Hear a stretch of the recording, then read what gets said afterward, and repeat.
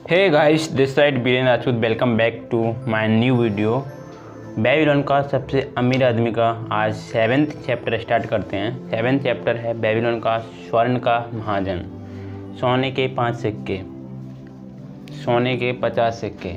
इसके पहले पुराने बेबीलोन में भाला बनाने वाले रोडान ने कभी भी अपने चमड़े के बटुए में इतना स्वर्ण नहीं रखा था। वह सबसे दिलदार राजा के महल से निकलकर राजमार्ग पर चलने लगा। वह जैसे चलता गया सोने के सिक्के खनकते रहे।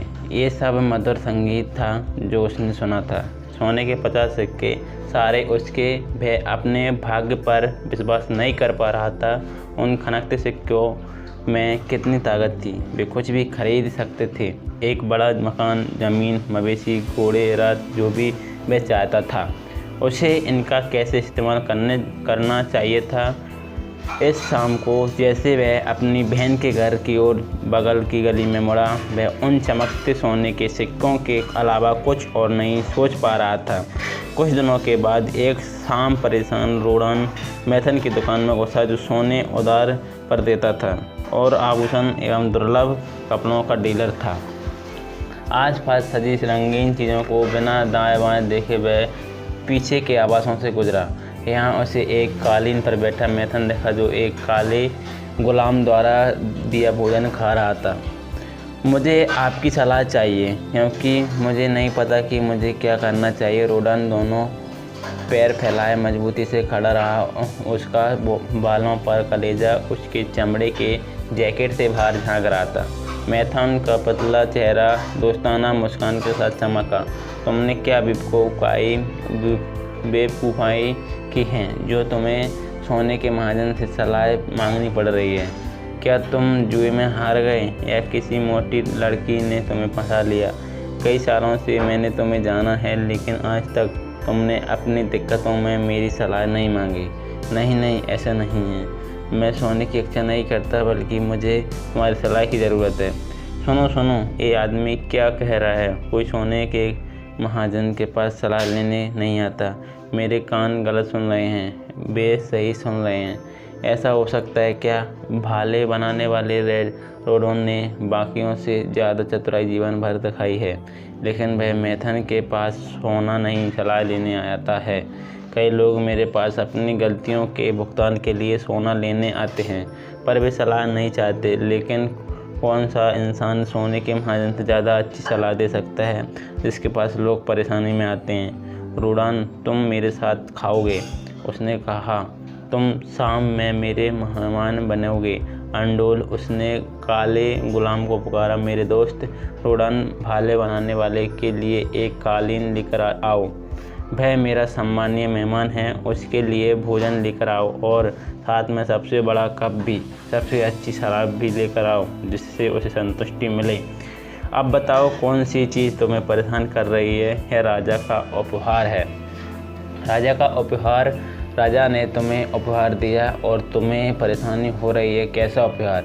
मैंने राजा के सिपाहियों के लिए भालों का नया डिज़ाइन दिया था, जो उन्हें बहुत पसंद आया, इसलिए उन्होंने मुझे सोने के 50 सिक्के दिए।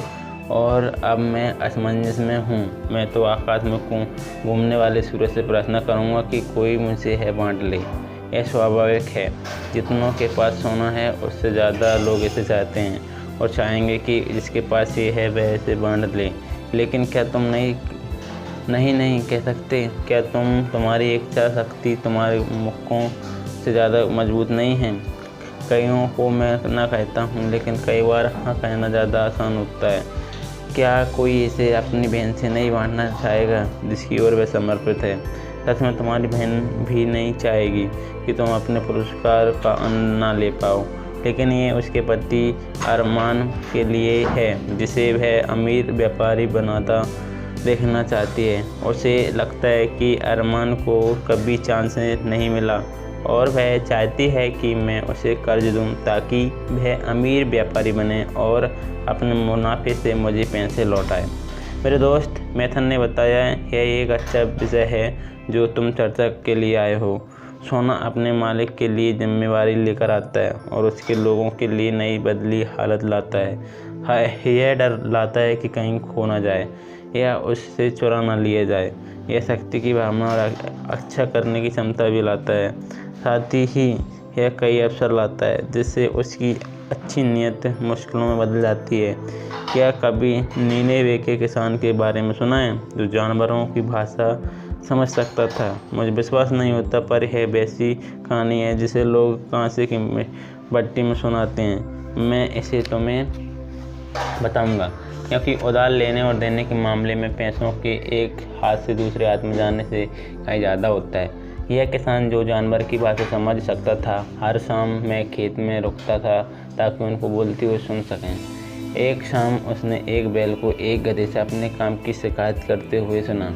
मैं सुबह से लेकर रात तक हल कोसता हूँ, कितना भी गर्म दिन हो, मेरे पैर कितने भी थके हों और मेरी गर्दन में कितना भी दर्द हो, मैं काम ज़रूर करता हूँ, लेकिन तुम आराम करते रहते हो। तुम एक रंगीन कंबल में लिपटे रहते हो और मालिक के साथ इधर उधर जाने के अलावा कुछ नहीं करते। जब वह कहीं नहीं जाता तुम आराम करते हो और सारा दिन हरी घास खाते हो। यह गधा अपने खतरनाक पैरों के बावजूद एक अच्छा इंसान था और उसे बैल से सहानुभूति हुई। मेरे अच्छे दोस्त, उसने जवाब दिया, तुम बहुत मेहनत करते हो और मैं तुम्हें आराम दिलाना चाहता हूँ, इसलिए मैं तुम्हें बताऊँगा कि कैसे आराम किया जाए। सुबह में जब गुलाम तुम्हें जोतने के लिए आए तो ऐसी आवाज़ करना मानो तुम बीमार हो और काम नहीं कर सकते। इसलिए बैल ने गधे की सलाह ली और अगली सुबह गुलाम ने किसान के पास पहुंचकर बताया कि बैल बीमार था और खेत नहीं जोत सकता था। तब किसान ने कहा, गधे को खेत में ले जाओ और उससे खेत जोताओ। पूरे दिन वह गधा, जिसकी मंशा दोस्त की मदद करने की थी, बैल का काम करने पर मजबूर रहा। जब रात आई और उसे हल से आज़ाद किया गया, उसका दिल कड़वाहट सा भरा था और उसके पैर थके हुए थे और उसकी गर्दन हल्के कारण सूज गई थी। किसान तबले की ओर झुककर सुनने लगा। बैल ने शुरुआत की, तुम मेरे अच्छे दोस्त हो, तुम्हारी सलाह के कारण आज मैं एक दिन आराम कर पाया। और मैं, गधे ने जवाब दिया, किसी और सीधे आदमी की तरह दोस्त की मदद करने चला था और उसका काम करने पर मजबूर हो गया। आज तुम ही हल जोतना, क्योंकि मैंने मालिक को गुलाम को है बोलते सुना है कि अगर तुम फिर बीमार हुए तो वह कसाई को बुला लेगा और मैं चाहता हूँ कि वह बुला ले। तो वह कसाई को बुला लेगा क्योंकि तुम आलसी हो। इसके बाद दोनों ने एक दूसरे से कभी बात नहीं की। यहाँ उनकी दोस्ती का अंत हो गया और उन्होंने कहा, क्या तुम बता सकते हो कि इस कहानी से क्या सीख मिलती है? यह एक अच्छी कहानी है, रोडन ने जवाब दिया, लेकिन मुझे सीख नहीं दिखती। मुझे लगता था कि तुम्हें नहीं दिखेगी, लेकिन यह बहुत सरल है और यहाँ यही है। वह है, अगर तुम अपने दोस्त की मदद करना चाहते हो तो वह इस तरह से करो कि दोस्त का भार तुम पर ना आ जाए। मैंने उसके बारे में सोचा नहीं था। यह एक बुद्धिमानी भरी सीख है। मैं नहीं चाहता कि मेरी बहन की पति की जिम्मेदारी मुझ पर आए, लेकिन मुझे बताओ, तुम इतने लोगों को उधार देते हो, क्या वे तुम्हें पैसे वापस नहीं लौटाते? मैथन मुस्कुराया और उसकी मुस्कान में सालों का अनुभव छुपा था। क्या एक कर्ज अच्छी तरह से बनाया जा सकता है अगर उसे लेने वाला उसे न चुकाए? क्या महाजन को बुद्धिमानी से है नहीं दिखना चाहिए कि उसका स्वर्ण उधार लेने वाले का भला कर रहा है या नहीं, और वह स्वर्ण लौटा सकता है या नहीं, या फिर वह उसे बर्बाद तो नहीं कर देगा और उसका खजाना उससे दूर तो नहीं कर देगा और उस पर एक ऐसा कर्ज होगा जिसे वह चुका नहीं पाएगा। मैं तुम्हें अपने टोकन चेस्ट के टोकन दिखाऊंगा और तुम्हें कुछ कहानियाँ बताऊंगा। वह कमरे में एक चेस्ट लेकर आया जो उसकी बाहें जितना लंबा था और लाल सूअर की छाल से ढका हुआ था और कांसे के डिजाइन से सजा था। उसने इसे फर्श पर डाला और इसके ढक्कन के सामने बैठ गया। जिस इंसान को भी मैं कर्ज देता हूँ, मैंने उससे एक टोकन लेकर मैं टोकन चेस्ट में डाल देता हूँ। वह तब तक रहता है जब तक कर्ज वापस न मिल जाए। जब वह लौटा देते हैं तो मैं टोकन वापस कर देता हूँ, लेकिन अगर वह कभी भी नहीं लौटते तो ये हमेशा मुझे याद दिलाता रहता है कि वह मेरे विश्वास के लायक नहीं था। मेरा टोकन बॉक्स मुझे बताता है कि सबसे सुरक्षित वे कर्ज होते हैं जो उन लोगों को दिए जाएं जिनकी संपत्ति उनकी इच्छा से ज़्यादा होती है। उनके पास ज़मीन, आभूषण, ऊँट और अन्य चीज़ें होती हैं जिन्हें बेचकर वे कर्ज चुका सकते हैं। कई बार मुझे टोकन के रूप में आभूषण मिलते हैं जो कर्ज से ज़्यादा कीमत के होते हैं। बाकियों में के वादे होते हैं कि अगर कर्ज नहीं चुकाया गया तो मुझे उनकी कोई संपत्ति मिल जाएगी। इस तरह के कर्जों पर मुझे पूरा विश्वास है कि वे चुकाए जाएंगे, क्योंकि वे कर्ज संपत्ति पर आधारित हैं। एक अन्य श्रेणी में वे लोग हैं जिनकी कमाने की क्षमता होती है। वे तुम्हारे जैसे लोग हैं जो मेहनत करते हैं और पैसे कमाते हैं। उनकी आमदनी है और वे ईमानदार हैं और उन्हें किसी दुर्भाग्य का सामना नहीं करना पड़ता है। और मैं जानता हूँ कि वे स्वर्ण और उसका किराया वापस लौटा सकते हैं। ऐसे कर्ज इंसानी कोशिश पर आधारित होते हैं।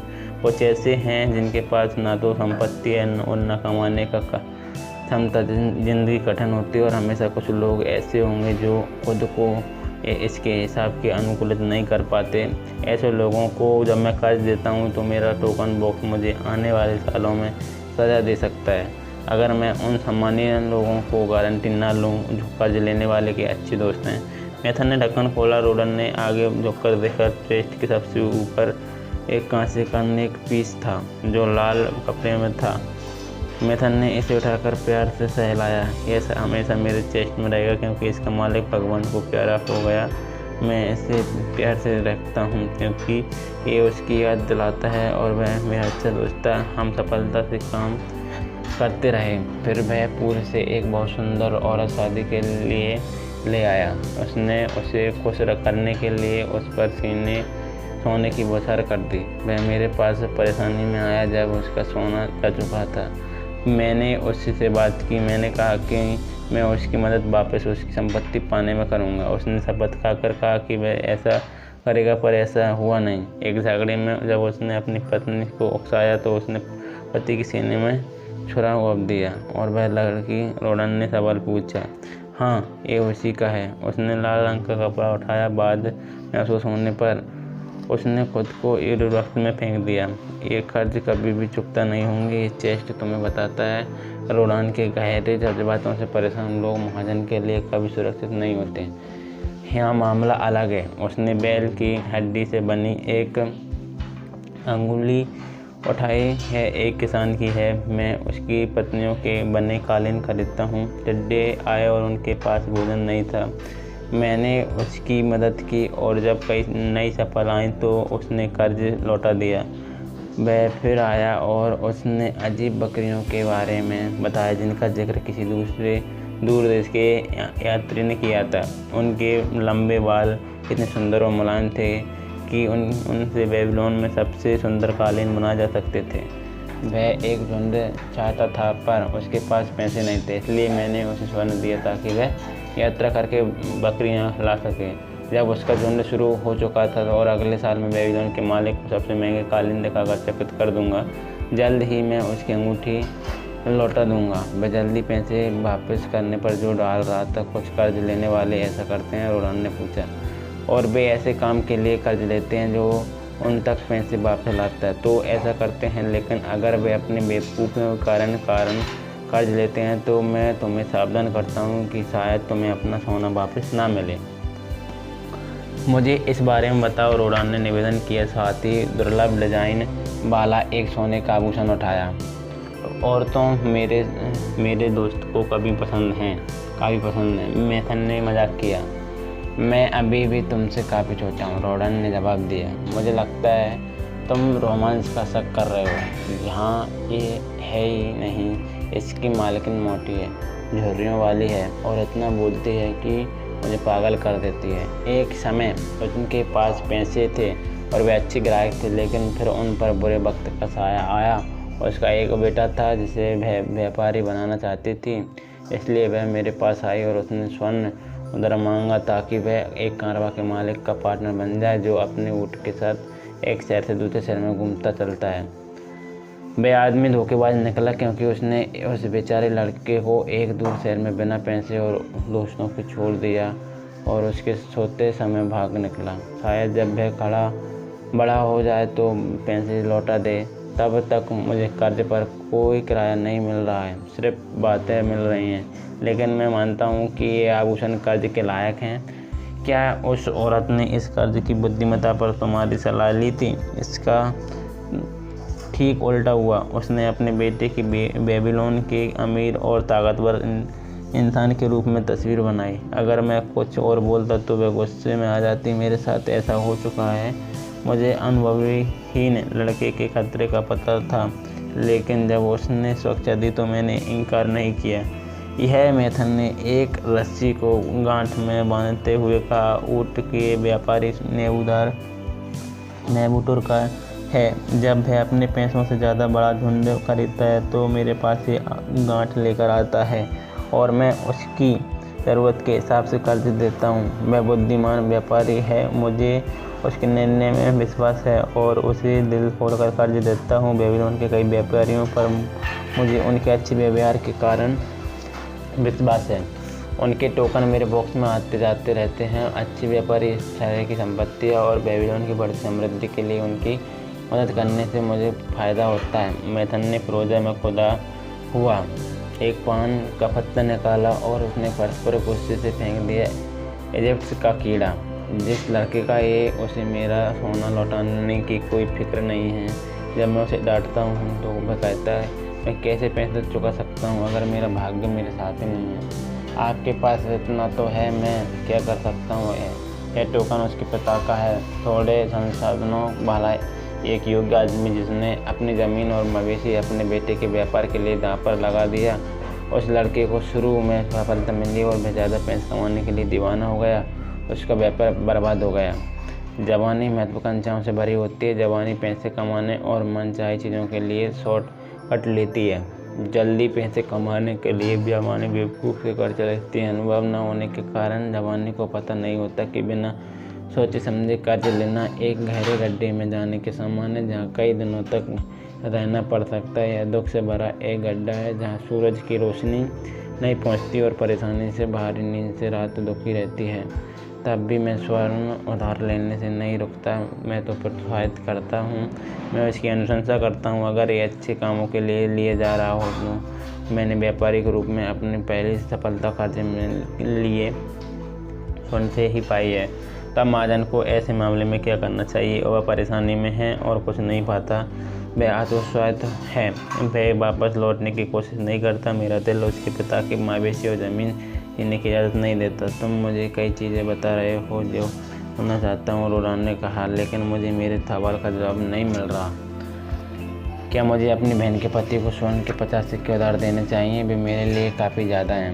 तुम्हारी बहन एक अच्छी औरत है जिसकी मैं इज्जत करता हूँ। अगर तुम उसका पति मेरे पास आता है और सोने के 50 सिक्के के बारे में मांगता है तो मैं उसे पूछूंगा कि भाई क्या करेगा। अगर उसका जवाब हुआ कि मैं मेरी तरह व्यापारी बन चाहता है और आभूषण का काम करना चाहता है तो मैं कहूँगा तो मेरे व्यापार का क्या जानकारी है?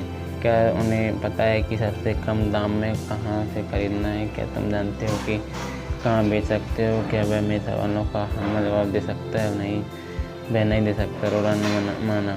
उसने मेरी मदद भाले बनाने और दुकान बनाने में की है। तब मैं उसे कहूँगा कि उसका लक्ष्य सही नहीं है। व्यापारियों को अपना काम सीखना चाहिए। उसकी महत्वाकांक्षा अच्छी है पर व्यवहारिक नहीं है, इसलिए मैं उसे सोना नहीं दूंगा। लेकिन अगर वह कहता है हाँ मैंने कई व्यापारियों की मदद की है, मुझे पता है कि स्मरणा कैसे जाना है और कम दामों में गृहिणियों से कैसे कालीन खरीदना है, मैं बेबीलोन के ऐसे अमीर लोगों को जानता हूँ जिनको ये भारी फायदे बेच सकता हूँ। तब मैं कहूँगा तुम्हारा लक्ष्य अच्छा है और तुम्हारी महत्वाकांक्षा सम्मानीय है, तो मैं सोने के 50 सिक्के देने में खुश हो जाऊँगा अगर तुम मुझे इस बात की सुरक्षा दे सको कि तुम उन्हें लौटा सकोगे। लेकिन अगर वह कहता है कि मेरे पास इस बात के अलावा कोई सुरक्षा नहीं है कि मैं सम्मानीय और आपको कर्ज चुका दूंगा, तब मैं जवाब दूंगा मुझे सोने के हर सिक्के की इज्जत है। अगर स्मरणा जाते समय डकैत तो तुमसे ये लूट लें या लौटते समय कालीन लूट लें तो तुम्हारे पास मुझे पैसे चुकाने का कोई रास्ता नहीं होगा और मैं अपना स्वर्ण खो दूंगा। रोरान देखा स्वर्ण एक महाजन का संसाधन है, इसे खरीदे पर देना तो आसान है। अगर इसे बेवकूफ़ से दिया जाए तो इसे वापस नहीं पाया जा सकता है। एक समझदार महाजन अपने काम पर खतरा नहीं चाहता और वापसी की सुरक्षा चाहता है। अच्छी बात है कि उसने कहा आप मुसीबत में पड़े लोगों की सहायता कर सकें। यह अच्छी बात है कि आप उनकी सहायता कर रहे हैं जो दुर्भाग्य के शिकार हैं। अच्छी बात है कि शुरुआत करने वाले लोगों की सहायता करें ताकि वे अच्छे नागरिक बने, लेकिन मदद सोच समझ कर की जानी चाहिए, नहीं तो किसान के गधे की तरह तुम पर मदद करने के चक्कर में दूसरों की मुसीबत खुद पर ले लोगे। रोडान में फिर से तुम्हारे सवाल से भटक गया, लेकिन मेरा जवाब सुनो। अपने सोने के 50 सिक्के रखो। तुमने अपनी मेहनत से जो कमाया है और तुम्हारी मेहनत ने जो तुम्हें दिया है, और उसका पुरस्कार तुम्हारा है, और कोई भी इंसान तुम पर इसे देने का दबाव नहीं डाल सकता जब तक यह तुम्हारी खुद की इच्छा ना हो। अगर तुम कर्ज में देते हो ताकि ये और भी ज़्यादा सोना कमा सकें, तो इसे सावधानी से कई जगहों में लगाओ। मुझे खाली पड़ा सोना पसंद नहीं, लेकिन मुझे इस खतरे में डालना भी पसंद नहीं। तुमने भाला बनाने के काम में कितने साल लगाए हैं? पूरे 3 साल। राजा के प्यार के अलावा तुमने कितनी बचत की? 3 सोने के सिक्के। हर साल जब तुमने मेहनत की तो तुमने अपनी बचत में से सोने का एक सिक्का बचाने के लिए खुद को अच्छी चीज़ों से मरहूम रखा। यह ऐसा ही है जैसे आप कहते हैं। तुम 50 साल में खुद को अस्वीकार करके 50 सिक्का बचा लेते। जीवन भर की मेहनत से ऐसा हो जाता। क्या तुमने सोचा कि तुम्हारी बहन उस 50 साल की मेहनत को कांचे पकड़ाने में बर्बाद कर सकती है, जिस पर उसका पति व्यापारी बनने के लिए प्रयोग कर रहा है? नहीं, अगर मैं आपके शब्दों से कहूँगा तो उसके पास जाओ और कहो, 3 सालों तक मैंने उपवास के दिनों को छोड़कर हर दिन मेहनत की है, सुबह से लेकर रात तक, और मैंने उन चीज़ों से दूरी बनाई रखी जिनकी मेरी दिल इच्छा रखता था।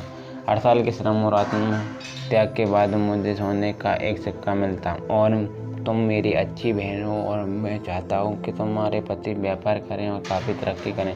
अगर वह मेरे मैथन को एक ऐसा प्लान देता है जो उसे संभव और सार्थक लगता है, तो मैं उसे 1 साल की बचत दे सकूँगा, जिससे उसे अपने आप को सफल सिद्ध करने का अवसर मिले। मैं कहता हूँ ऐसा करो, और अगर उसने सफल होने की अंदर से इच्छा तो वह सिद्ध करेगा। अगर वह ऐसा नहीं कर पाता तो वह तुमसे उतना उधार नहीं ले सकता जितना चुकाने की उसकी क्षमता नहीं है। मैं सोने का महाजन हूँ क्योंकि मेरे पास व्यापार में इस्तेमाल करने से ज़्यादा सोना है। मेरी इच्छा है कि मेरा सोना दूसरों के लिए मेहनत करे और वह ज़्यादा सोना कमा सके। मैं मेहनत से कमाए सोने को खोना नहीं चाहता है, जिसके लिए मैंने इतनी मेहनत की है, जिसे सुरक्षा करने के लिए किया है। इसलिए मैं इसे उधार में नहीं रख दूँगा जहाँ मुझे विश्वास नहीं है कि यह सुरक्षित रहेगा और मेरे पास वापस लौटेगा। नहीं, मैं इसे वहाँ उधार दूंगा जहाँ मुझे विश्वास नहीं कि मुझे वापस मिलेगा। रोडान, मैंने तुम्हें अपने टोकन चेस्ट के कुछ रहस्य बताए हैं। तुम उनसे तुम लोगों की कमजोरी समझ सकते हो और उनकी उस कर्ज को लेने की आतुरता को जान सकते हो जिसे वे चौंका नहीं सकते। जिससे तुम यह देख सकते हो कि कितनी बार उनमें ऊंची कमाई की बड़ी आशाएं होती हैं। अगर उनके पास सोना होता लेकिन उनकी झूठी आशाओं को पूरा करने गए उनके पास क्षमता नहीं होती। रोडन, तुम्हारे पास अब सोना है जिसे तुम्हें और भी ज़्यादा सोना कमाने के लिए लगाना चाहिए। तुम मेरी तरह सोने का महाजन होने वाले हो। अगर तुम अपने खजानों की सुरक्षा कर सको तो है तुम्हें अच्छी आमदनी देगा और आनंद देगा और लाभ का अच्छा स्रोत बनेगा। लेकिन तुम अगर इसे फिसल जाने दोगे तो है अनंत दुख और पछताव का कारण बनेगा, जिस तुम हमेशा याद रखोगे। तुम अपने बटुए के सोने से संबंध सबसे ज़्यादा कौन सी इच्छा रखते हो? इसे सुरक्षित रखना। सही बोला। मैथन ने उत्साह बढ़ाते हुए कहा, तुम्हारी पहली इच्छा सुरक्षा की है। क्या तुम्हें लगता है कि तुम्हारी बहन के पति के पास यह सुरक्षित रहेगा? मुझे नहीं लगता कि वह सोने की सुरक्षा कर पाएगा। तब किसी इंसान को अपने खजाने की सुरक्षा की जिम्मेदारी में आकर मत दो। अगर तुम अपने परिवार और दोस्तों की मदद करना चाहते तो ऐसा तरीका सोचो जिससे तुम्हारे खजाने का नुकसान न हो। मत बोलना कि सोना उनके हाथों में फिसल जाता है जो सुरक्षा करना नहीं जानते और दूसरों के हाथों में इसके बर्बाद होने से इच्छा है कि अपने खजानों को फिजूल खर्ची में बर्बाद कर दो। सुरक्षा के बाद तुम खजानों से क्या अपेक्षा रखते हो? ये और ज़्यादा सोना कमाए। फिर तुम बुद्धिमानी की बात कर रहे हो। इसे और भी कमाना चाहिए और बड़ा चाहिए। बुद्धिमानी से कर्ज में दिया गया सोना कमाई में तुम्हारे बूढ़े होने से पहले दोगुना हो सकता है। अगर तुम इसे खोने का खतरा उठाते हो तो तुम भय भी खोने का खतरा उठा रहे हो जो है कमा सकता है। इसलिए उन अव्यवहारिक लोगों के बचकाने प्लान के धोखे में बच जाओ जो तुम्हारे सोने के वो बड़ी कमाई के लिए ज़बरदस्ती इस्तेमाल करना चाहते हैं। ये प्लान वह लोग बनाते हैं जो अपने सपने तो देखते हैं पर व्यापार को सुरक्षित विश्वसनीय नियमों को नहीं जानते। कमाने की इच्छा थोड़ी संभल कर रखो ताकि तुम अपने खजानों को रख सको और इसका आनंद उठा सको। विशाल आमदनी के वादे से इसे देना नुकसान को आमंत्रित करता है। उन लोगों के संघर्ष में रहो जिनकी सफलता तुमने देखी है, ताकि तुम्हारा खजाना उनके कुशल इस्तेमाल के कारण अच्छा कमा सके और उनके ज्ञान और अनुभव से सुरक्षित रह सके। इस तरह तुम उन दुर्भाग्यों से दूर रह सकते हो जो उन लोगों के बच्चों को पकड़ते हैं जिन्हें देवता स्वर्ण के काबिल समझते हैं।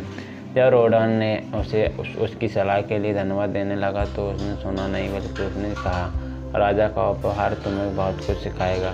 अगर तुम सोने के 50 सिक्कों को बचाए रखना चाहते हो तो तुम्हें बहुत सावधान होना होगा। बहुत सारे इस्तेमाल तुम्हारा मन बहलाएंगे, तुम्हें कई सलाह दी जाएंगी, बड़े मुनाफे कमाने के कई अवसर तुम्हें दिए जाएंगे। मेरे टोकन बॉक्स खाने से तुम्हें चेतावनी मिलती है कि तुम सोने के किसी भी सिक्के को छोड़ने से पहले निश्चित कर लें कि तुम्हारे पास इसे वापस लेने का सुरक्षित तरीका है। अगर मेरी सलाह तुम्हें सही लगे तो वापस आना, यह फिर से मिलेगी। तुम्हें वह संदेश पढ़ना चाहिए जो इस टोकन बॉक्स के ढक्कन के नीचे खुदा है। यह कर्ज देने वाले और लेने वाले दोनों पर लागू होता है। बड़े पछताव से छोटी सावधानी ज़्यादा अच्छी होती है। आज के लिए इतना ही, मिलते हैं अगली वीडियो में। धन्यवाद।